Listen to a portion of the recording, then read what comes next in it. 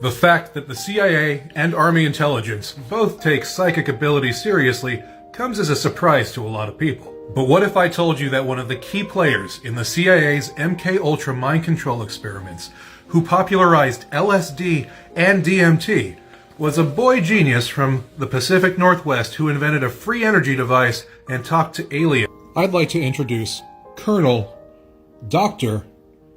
Alfred M. Hubbard.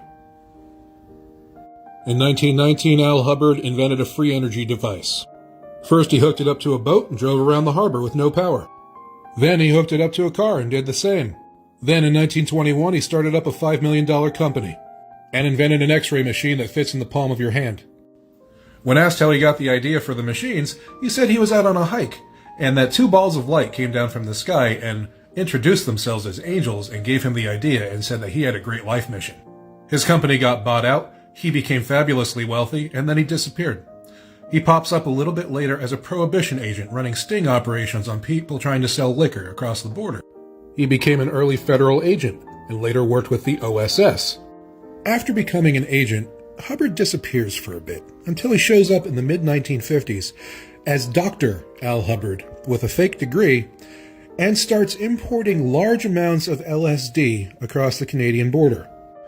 This is from the National Health and Welfare Food and Drug Directorate of Canada. Dear sirs, we will advise you that this department will have no objection to you importing and using the drugs mescaline and lysergic acid in the research branch of your laboratories. Here's his order from Sandoz Pharmaceuticals for 43 boxes of LSD. To anybody in the audience that knows anything about LSD, this is enough to dose a country. He then pops up in 1961 doing one of, if not the first, clinical DMT trial. This is 30 years before Rick Strassman started his DMT spirit molecule experiments. Here's his document stating where he worked as Director of Human Factors Research for Teledyne, along with the Hollywood Hospital in British Columbia, which is a well-known MKUltra site. He also worked as a special consultant for Stanford Research Institute, SRI, the same people who were doing the Stargate experiments, the remote viewing experiments with the CIA Army intelligence.